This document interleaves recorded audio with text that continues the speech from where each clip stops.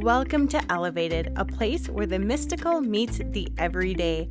I am Dawn, a stay-at-home mom to a wild and spirited boy, and a guide in the realms of Reiki, Akashic Records, natural healing, and soulful living. Here, we'll talk energy, intuition, spirituality, but also the realness of motherhood, wellness, and creating balance in the chaos of it all. So grab your tea, take a deep breath, and join me as we explore healing, alignment, and the beauty of both the magical and the messy. Welcome to Elevated. Welcome back, beautiful souls. It is so great to be back. I thank you so very much for allowing me the 2 weeks off that I took. I really did need a break, especially over the holiday season. I found the month of December was insanely busy to make Christmas magical for my son. We had the elf showing up every single night. We had a few activities that we were doing throughout the month of December, and we had play school, and we had Christmas concerts with my son, and then just Christmas itself. We went for 4 days straight when it came to Christmas. On the 23rd, we finally had Friendsmas, and then the 24th, we did my in-laws' Christmas with my stepson.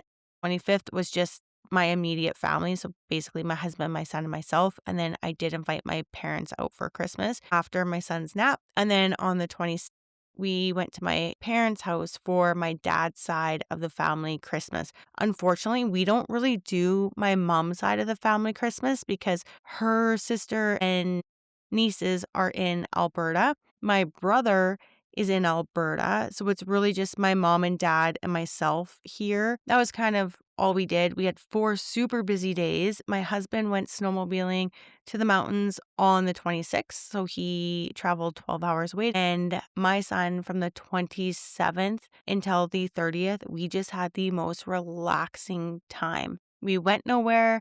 We did nothing. We got outside. We enjoyed tobogganing, snowmobiling, just hanging out, no schedule. It was probably the first time since becoming a mom I didn't schedule anything. We just relaxed. Like there was no, oh, we should be eating at 11 o'clock because it's lunch and I have to put him down for a nap. It's like, whatever, we're going to eat at 11:45 because we were busy and you'll get a nap at 12:15, I guess. Like I just released the control for those 4 days and it was so nice. I did some puzzles. My husband got me 2 puzzles for Christmas and it was just nice to sit down and do puzzles and relax when he went to bed and was taking a nap. No work had to be done. It was just the most enjoyable time. And then from New Year's Eve until now, it's been getting back on track, right? So last week we started back to play school twice a week and going for groceries on a normal, typical day that I would normally go for groceries and just getting back into our routine.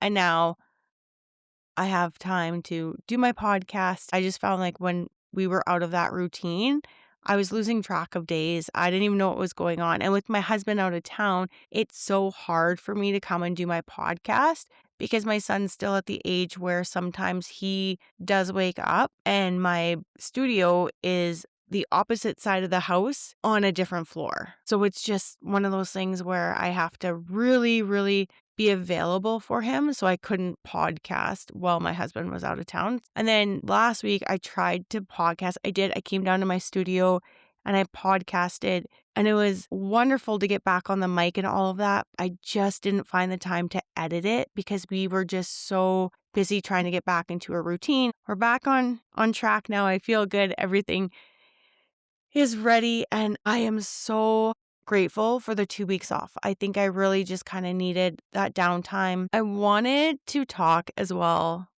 about Yule because I did manage to do about 4 days of Yule and then Christmas hit and I just didn't get to Yule, which is I'm so sad because I wanted to do all 12 days of Yule this year, but we got some of it. So Yule started on the 20th and I made a little altar. I got a picture of myself and my grandma. I guess I was like 9 months old and my grandma was holding me. And then had a picture of my mom and my grandma and myself. I think I was about 7 in that picture. And then I had a cross stitch that my great grandma, so my Baba, had done. So I brought that out. And then I had a picture of my mom and my aunt and my cousins and myself out at Lake Louise when I was probably 6 or 7 as well at that time. So I put those around my little tree that I had. I bought just a fake little Christmas tree. Would I have liked a real one? Yes, but my altar space was small. So I used a fake one, and I had dried some oranges. So I put some oranges on there, and then I put some pine cones that I collected and put those around there. I burnt a candle, and I really, really sat thinking about my female lineage. And with that, I actually got thinking too about my biological father's lineage with his mom and all of that. So it was really nice. That was my mother's night. I connected into that. And I felt like it just really helped, I think, my whole Christmas season as well. And it's really helped me look at things differently with my lineage and ancestors. It was such a beautiful experience that I had. And then on the 21st, we burnt our Yule log that we made. So we took some of the oranges that I had dried, some pine cones, and then we had some pine tree branches, just different ones, like some cedar and some different types of pine tree. Wrap that with twine, and then we put that into the fire, burnt it there, and took the time on the solstice to be outside as a family, tobogganing, snowmobiling, doing that kind of stuff. It was just so nice and so meaningful and relaxing. It was really, really great. My son just absolutely loved it as well. And then on the 23rd, it was literally like hosting people coming over and stuff like that. I was like, oh, we are doing that. So that just naturally worked out really good. And then, like I said, the 24th and on, I don't think I got a lot of time to do Yule or look at what I was supposed to be doing. It just kind of got set aside because Christmas got too busy. So I'm hoping next year I can do more Yule and really lean into more of the Yule part of it. And I think I'll start that more in early December and prepare for that as well. And then before I knew it, it was New Year's Eve. And I was like, oh my goodness, where did 2025 go? And I know everyone is excited. 2025 was a 9-year and 2026 is a 1 year. And I feel like everyone thought that there was going to be this like massive shift. I haven't really felt the shift yet per se. And I didn't even do resolutions this year. The one thing I did do was I made a habit tracker and just simple things. Like I think 9 daily habits that I want to do, 4 maybe weekly habits I want to do, and then 4 monthly habits. So they're so simple. They're literally just reading 10 pages fiction and 10 pages nonfiction a day.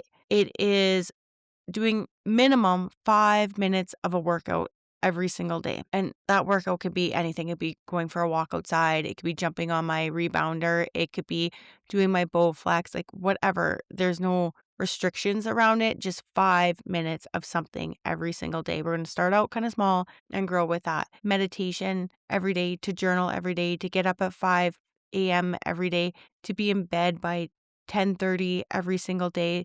Just simple, easy habits that I want. And the nice thing is, once they become a habit, I should be able to pull them from my habit tracker and replace that habit with something more or different that I want to do. Love that idea. And then I have some as well for the weekly where do Reiki, Akashic Records, take my course weekly. So literally focusing and sitting down for my Akashic Records level 2 course that I'm taking. And then for monthly, it's recording a podcast with a guest because I'm very nervous about recording with guests. So it's something that's holding me back and I need to just break through and do that. So I've made a list of people that I want to reach out to this week to see if they want to be guests on my podcast and then just start recording with them. Then I have a date day with my son, date day with my husband. Well, not day, we'll probably just do a night at home, but just a time where we can connect. And then a date day with myself. And it sounds weird, but I don't take time for myself.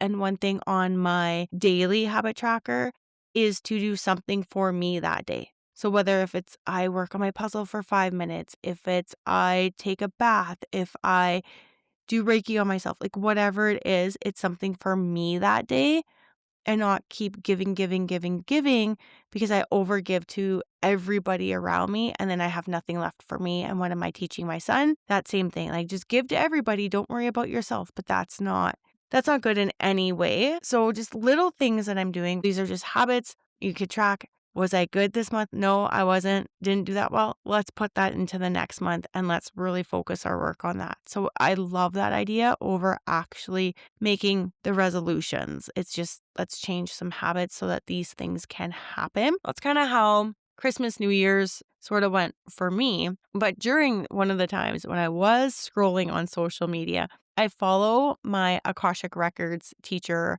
and I just love what she posts. One of the things that she posted actually, and she's talked about this, is what her post said. Do you have any past life memories or weird connections? And then kind of her whole post was basically showing on her podcast, episode 27, that she actually has vivid memories of going to Berkeley in the late 1960s, 70s, and she made it her whole personality, apparently. Now, I haven't listened to the podcast at all. This is just off of her Facebook post and Instagram post. And then I guess she actually created a content piece that mirrors Berkeley's logo.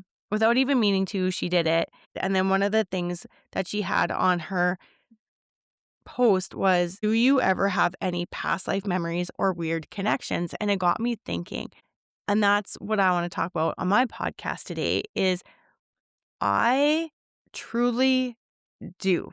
And I told her in my post back, I was like, honestly, number one thing is I, as a child, always thought that I was afraid of heights. But the truth is, I was not afraid of the height. I was afraid of falling off the height. So for me, it really started to make more sense when I was a teenager and I was able to go to the mall in our local city with my friends. And there's two stories. So we go up the escalator and then they have just the glass railing. Of course, everyone looks over the rail, right? Looks over the side. So I'd walk over there and I would get to the rail and I literally, sometimes I would vividly picture myself falling off, like just somehow getting over the side and like just falling to my death or being seriously hurt or something. And then I would like hold on to the rail or I would slowly back away from the rail. And then when I was living in Edmonton, going to radio school there, I worked at West Edmonton Mall. I worked at two different stores at West Edmonton Mall, and they both were side by side. But right across from where I worked, there was a Tim Hortons. And right behind Tim Hortons was a glass rail again where you could look down at the ice skating rink. I loved watching the people skate. I loved watching the little kids skate. I loved watching just people enjoy that feature of the mall because it was an attraction to be on ice in the mall. They sometimes would have hockey on the rink. Like I would go in between working one job to the next job or on a break or whatever. I would just go and stand by the rail, get my Tim Hortons coffee and stand there. And I again would picture myself falling over the edge and end up falling. And again, whatever, be hurt, like pass away, like whatever the case might be. And I was like, this is so crazy. Then I met my husband. He snowmobiles in the mountains. At this point in time in our relationship, I was too new to snowmobiling at that caliber. So I would just double with my husband. And as we were doubling up these logging road trails, I remember this one mountain we were at. We were at Hall. It was probably my second time, maybe third time in the mountains. And we were going up the mountain Hall on the logging road. And I was bawling my eyes out. And my husband, well, he was my boyfriend at the time, but he stops and his son stops. And his son, oh my God, I love my stepson so much. He comes up, he like rubs my back. He was probably like 10 or 11 at this point. He's rubbing my back. It's okay, Dawn. Sometimes I get scared too. It's okay. And I was like, how sweet are you? Like, you're helping me like with this. And my husband's like, what's going on? And I was like, I just feel like I'm going to fall off the edge of this mountain to my death. And he's like, okay, well, no, like we're on the trail. I'm like, yeah, but you're going so fast and we're going like around these bends. Like, I'm just like, something's going to happen and we're just going to fall off the edge. And he's like, no, you're not. And if you've ever been on a logging road, the worst thing to do is look down the side of the mountain because those trees, they go down for a long time. Like, yeah, you might see the top of the tree, but that's 100 feet down. So this is all going through my head. And he goes, I'll be honest with you. He goes, A, he goes, the ridge is going to keep us on. It's going to slow us down enough. It's going to keep us on. And he goes, B, it was the trees are going to stop us. I think really maybe it was just like partly a fib. Okay. Just saying he was just trying to help me out. That's fine. So then what I did was I started looking on the inside of the mountain versus the outside of the mountain so I could just see the rock wall. I did much better. And then another one, if I was snowmobiling, when I finally was able to snowmobile on my own, because I had my own snowmobile, if we like went up, oh my God, this was even like 3-4 years ago, we would go up a mountain. Typically, mountains peak. So my thought process is, what if I get to the peak and then I go over the side and there's nothing on the other side? Okay, there's a backside of the mountain, and so you'll just ride it out. Like, it may be scary as shit, but you're gonna ride it out, right? Like, it'll be fine. But eventually I was like, Kate, you're like a grown woman. Let's use our logic and let's use our brain. It doesn't just stop. There's another side to it and you can go down the other side. You're going to be okay. It'll be fine. Like, don't worry about it, right? But I used to panic going up mountains that I was so scared to go up them because I was like, oh my God, what's on the other side? Am I just going to go into oblivion? Am I going to fall to like my death? So it's so crazy how I had these legit visions of this happening. So this is where I started thinking, I was like, it's not the height. I'm 6,000 meters up on the mountain. I'm okay with that. I've been to Colorado where we were anywhere between 10,000 to 12,000 when we went to Colorado because we did ride with Chris Brandt. If you're into snowmobiling, you'll know his name. We've also rode at Cook City where the town itself is about 10,000 meters. I live in Saskatchewan and we're at 2,000 meters. So there's massive difference, right? And I'm talking about above sea level. This is all the things that I was like going through. And when I'm snowmobiling, I was like, okay, well, it's not the physical height that scares you. It's the idea that you're going to fall off of that and die from falling off of that. Do not ask me to go up anything high because I literally will picture in my mind me falling off of that. It's not the height. I've been in a helicopter before. I've looked out. Now, when we had the turbulence the one time over the mountain where it was like rock cliffs, okay, I did get a little nervous, not going to lie about that one. But again, it's the idea of falling, especially on those rocks. I was like, okay, well, obviously in a past life, I died falling. It's the idea of being that high and falling off and then dying from being that high. That always triggered me. When I had my first Akashic Records reading done, in that Akashic Records reading, what was done was a past life. So we go through and we find soul fragments. So do you have a soul fragment? Do you not have a soul fragment? Now, a soul fragment is if you're in a traumatic situation and you die, you will rip off a part of your soul and you will leave it in that traumatic situation. So in my mind, when I hear this, I always think of car accidents would probably be one of them. Maybe a war scene, if there was something like that. Just really horrific deaths, maybe sudden deaths. That's where I would think that we would leave maybe our soul behind. I came back that I want to say 2% of my soul. Now, don't quote me on that. I don't know if she did percentage or if I just in my mind have that it's 2%, but I feel like I left 2% of my soul back in one of my lifetimes. And so she was telling me about this lifetime. And then in this lifetime, I was a male and I was working on a railroad and I was the manager. I was the one with the money, the boss over the guys physically building the railroad. Now, I had a very compassionate heart and I wanted the best for my guys. I wanted to give them the best. I wanted the best working conditions. I just wanted everything great for my guys. I also had to leave my wife and my kids, and it was in a time frame where you didn't know if they were going to be okay without you there. Were they going to be safe? Were they going to be hurt? When I got back home, were they even going to be there, or did someone invade them? Did something happen to my family? And this really, really bothered me. And so I started realizing that was affecting me, and I started drinking a little bit more in that situation. And then the next thing that happened was I somehow managed to make a poor deal with another manager boss, and I traded some of my guys, and I knew the working conditions weren't right. I knew the working conditions weren't what they were used to or what they needed or what was best for them. And I traded them off anyways because I think at that point in time I needed more money to do stuff because now I'm drinking away some of the money. And then I ended up seeing their working conditions, and this is where it was just the end for me. I couldn't live with myself anymore. I couldn't live with the fact that I left my wife and my kids and I didn't know if they were okay. And I couldn't live with myself for what I ended up doing for these guys. And there was no way in my mind at that point in time that I could help these guys. So what I did was, because I was in this lack of major self-love at that point in time, maybe not even self-love, but I was just very disappointed with how I was in this lifetime and everything was happening and I didn't know what else to do. So I literally jumped off a cliff where we were building the railroad to my death. So a mountain cliff, basically. And to be honest, this is so weird to me. I do not know if I was in Canada when this happened. I do not know if I was in the States when this happened. I don't know the actual time frame of this.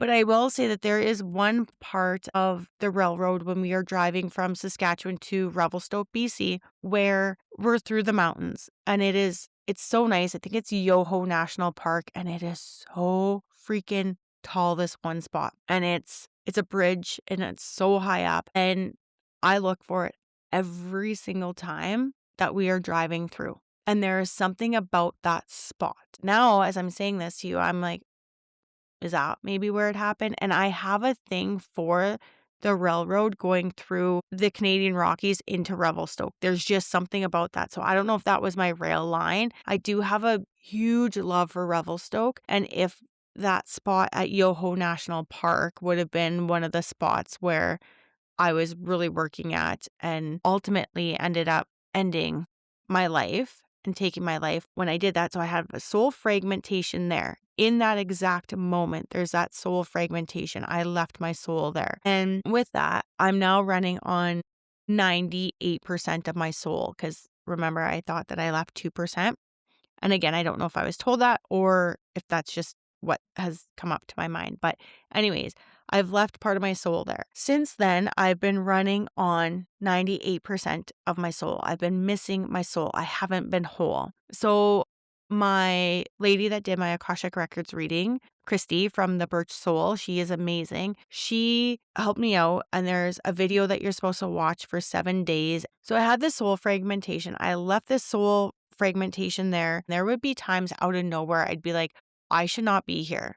I do not belong here. Like, this is not right, blah, blah, blah, right? And now is that because I was living with 98% of my soul? I don't know.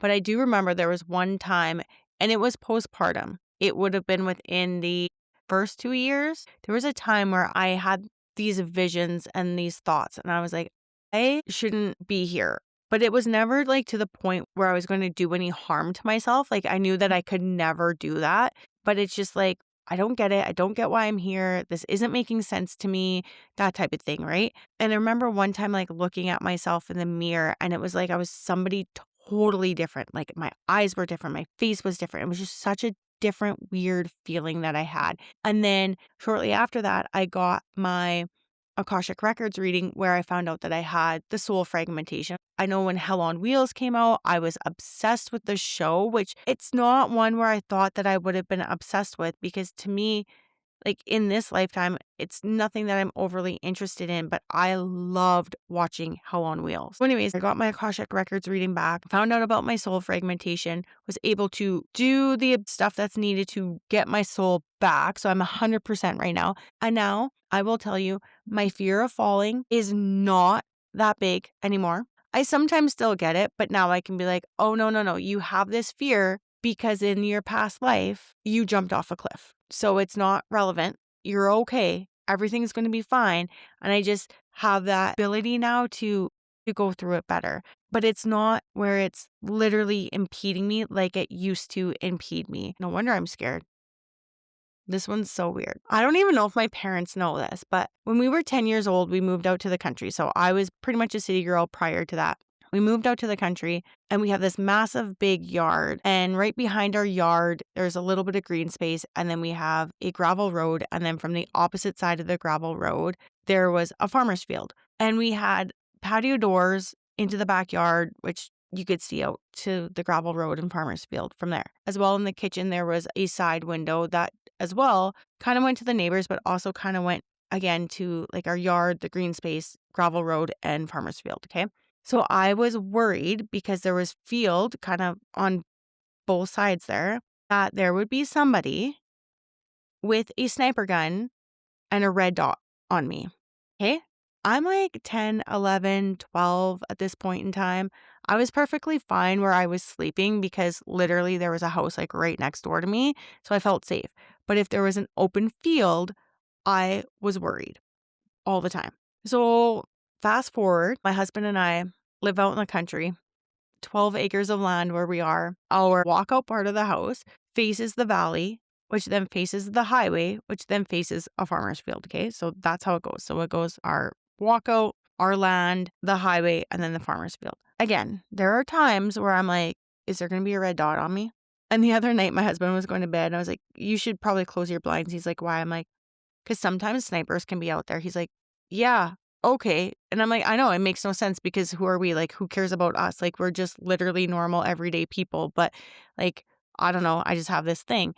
We are right by a lake. And in the springtime, a lot of times we end up with water bombers practicing on our lake. And especially like early spring, they will practice at our end of the lake because it's actually open. And they're making very low, tight circles around our house. And the first couple of times this happened, I was at home. I started working from home. I'm like, what is going on? Why is this plane literally circling our house constantly?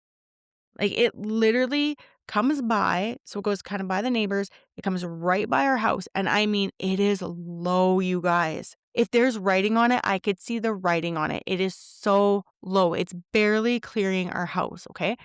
It's coming by the screened in room and it goes right by our house and right in between part of our land and our neighbor's house. So this plane is flying basically on our 12 acres of land. It comes around, does a circle, goes across our road to our neighbor's house, and then it goes down the hill into a different development, but then goes onto the lake. So this plane is circling around our house, super, super low and not going very fast. Goes on basically through the pasture area, across the road to our neighbor's house, just misses their house, dips down the valley, and then keeps doing this circle. I'm like, what is going on? Coming to find out, okay, it's a water bomber. They're practicing. I think it was like 3 days of the water bombing. I'm like, okay, this is cool. Now we know. Like, I'm at home. I get it. Now I know what's going on. I'm fine. Then there was another time I was going out to the chicken coop, and this plane that is not a water bombing plane. It's just this really weird sort of plane. Almost looks like a cargo plane of sort, is flying super low and super slow around our area and development. I'm like, what is going on?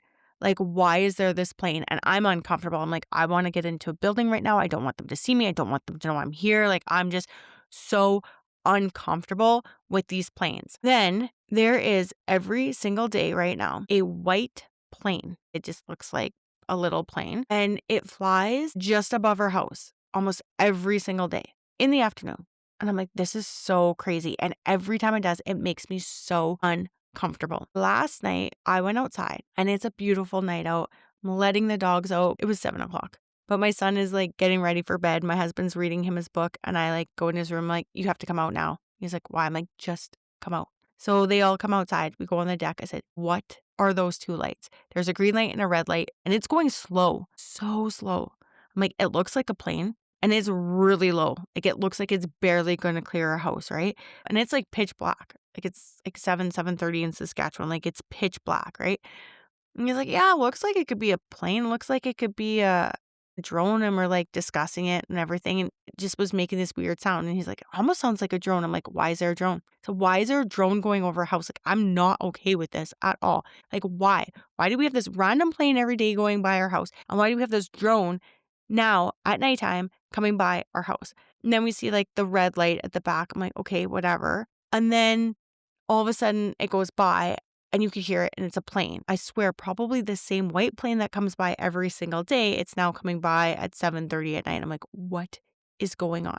It was grade 8. My friend moved to Croatia and she sent me a postcard. And in her postcard, it literally said that they were bombed and they had to go, I believe Austria is the next place over from them. Like their backyard basically was bombed. Okay. Her dad did missionary work for water for a lot of countries. She actually lived in South Africa for a super long time. They came back to Canada. Her dad got a job in Croatia. So the family, the mom and the 3 girls moved to Croatia with him. And yeah, they got bombed. And so every time these planes go by, I literally picture like a battlefield where we're being bombed, or you're just in your house, but it's like a war-torn zone and you're being bombed around there all the time. And I'm like, was I ever in a past life where this happened? So I'm just going to ask my pendulum really quick. Just give me a second. I'm just going to get up to the Akashic Records here. Okay.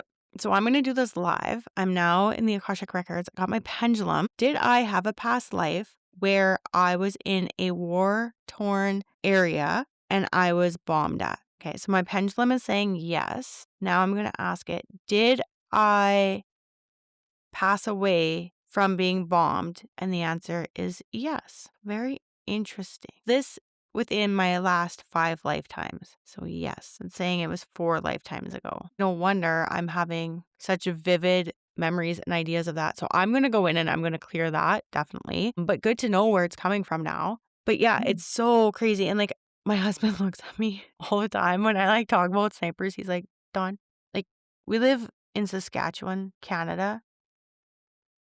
Like, like there's no snipers. I'm like, you don't know that. I'm like, there could be a sniper anywhere. I'm like, you just think that there's not a sniper. And he's like, why would they want us? I'm like, I don't know.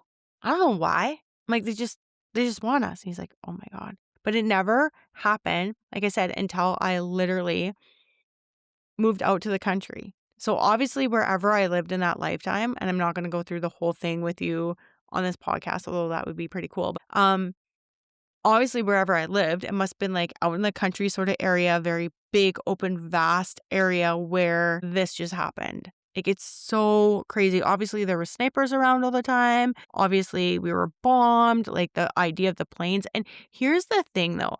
My mom and my biological father both were part of the Canadian Armed Forces. We at one point in time were living on army bases and we ended up in Cornwallis, Nova Scotia. Now, my mom will tell us, and I was so young, I was like maybe 1 at the time. And so we'd be in Cornwallis, Nova Scotia. And at that time, the snowbirds, the Canadian snowbirds, which would be like the American, is it Blue Angels? They basically, like they're the same thing, right? So they're the Armed Forces Jet Stunt Act, I guess you could say. Anyways, so the snowbirds would come and they would practice out at Cornwallis, Nova Scotia. And my mom would put us out on the back deck or step to watch the snowbirds do their practice performance.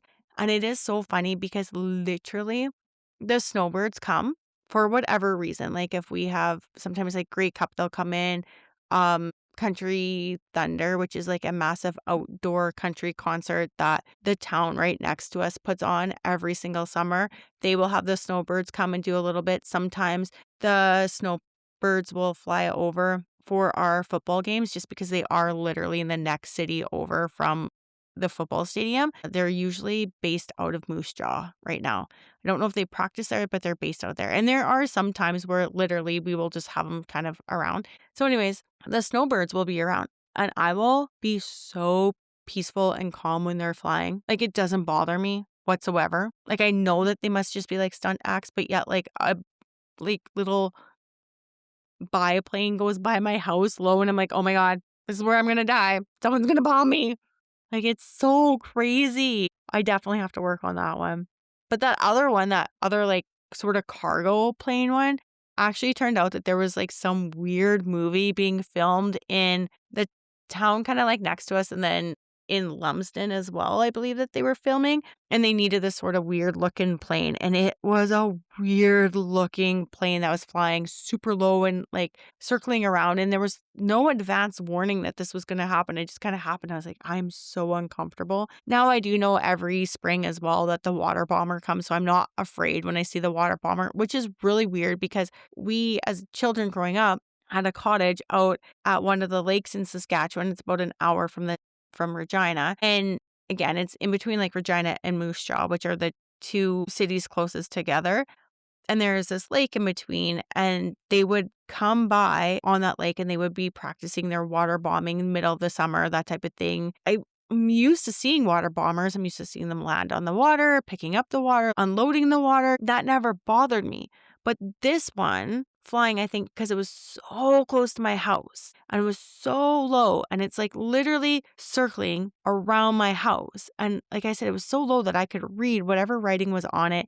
I felt like it was just skimming the roof of our house. It was just so crazy. It's flying over like the horse pasture field, which is literally maybe 100 meters away from my house. Like it was just so close that I was so uncomfortable with it. It just blows my mind kind of like how our past lives can come in and affect us in this lifetime, or we get glimpses of it all the time. It's like, oh yeah, I was a part of that. Yep, I was a part of that. I think, and don't quote me, and this is something I should actually go through sometime.